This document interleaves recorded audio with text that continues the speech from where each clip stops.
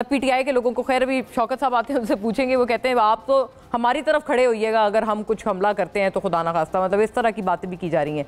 But Rana साहब, coming to you, ये बताएं, अब तो ख्वाजा साद रफीक साहब ने भी ये कहा, और क्या ये एक ब्लेसिंग इन डिस्गाइज आपके लिए भी है कि सियासी तौर पर आप इकट्ठे हुए हैं? आज इरफान सिद्दीकी साहब जब मिले नवाज शरीफ साहब से तो ये पैगाम वो लेके आए कि वो कह रहे हैं ये खुश आइंद है कि तमाम सियासी जमातें एक आवाज़ हैं इस मामले पे।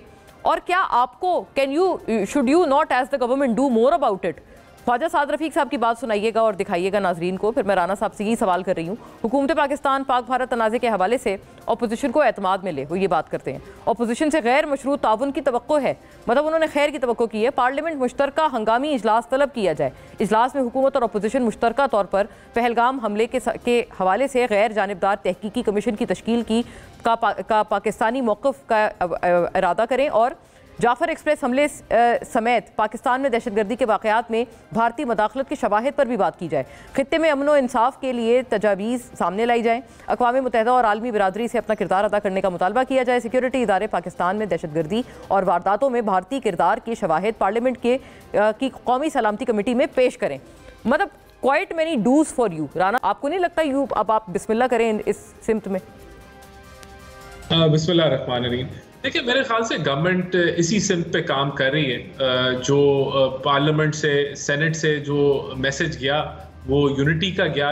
जब आप बात करते हैं हिंदुत्व की जो पॉलिसी इंडिया अपना रहा है, या फिर जो गवर्नमेंट का रिस्पांस था, या जो इंडिया के इल्ज़ामात थे पाकिस्तान के ऊपर, तो उसके ऊपर हमने यूनिटी देखी, विच इज़ वेरी पॉजिटिव। देखिए, दूसरी बात ये, गवर्नमेंट जो है और जो प्राइम मिनिस्टर शहबाज शरीफ हैं, उन्होंने तो कभी भी जो है ऑपोजिशन पे दरवाजे नहीं बंद किए, और हमेशा उन्होंने कोशिश की कि मुशावरत के साथ आगे बढ़ें, जो कि बड़ी खुशाइन चीज़ है अभी नज़र आ रही है इस एजेंडे के ऊपर।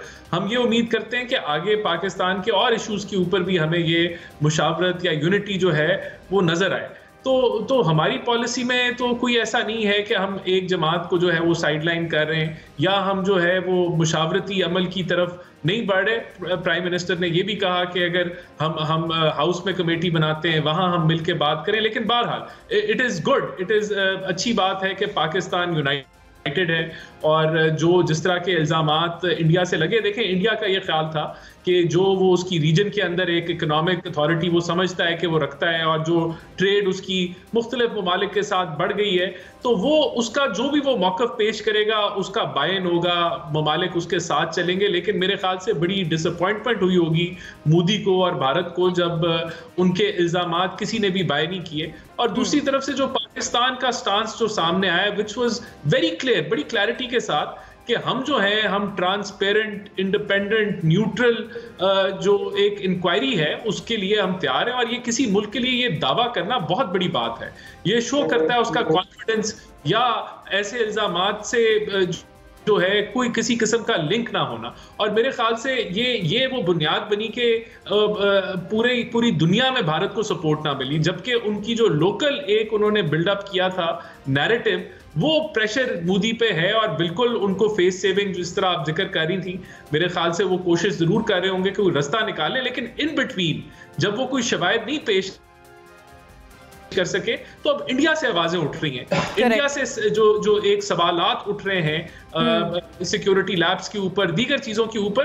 तो मैं ये समझता हूं कि अब जिस तरह वक्त गुजर रहा है कि एक मिस एडवेंचर के जो चांसेस हैं वो भी रिड्यूस हो रहे हैं। लेकिन बहरहाल हमारी तैयारी है, और we, our navy, our army, our air force, हर लिहाज से हर सेकंड वो तैयार हैं कि अगर कोई मिस एडवेंचर होता है। लेकिन मेरा पर्सनल ये ख्याल है कि अब जिस तरह वक्त गुजर रहा है, इसके इम्कानात कम हो रहे हैं। फिर आखिरी बात मैं जो करना चाहूंगा वो ये है कि जो इन्होंने सिंदास मुआहदे के साथ किया या वाटर ट्रीटी के साथ किया, ये भी इन्होंने इंटरनेशनल लॉज को रद्द करने की बात की, क्योंकि अपर रिपेरियंस और लोअर रिपेरियंस जो हैं वो कोएग्जिस्ट करते हैं, और उसका मैकेनिज्म है।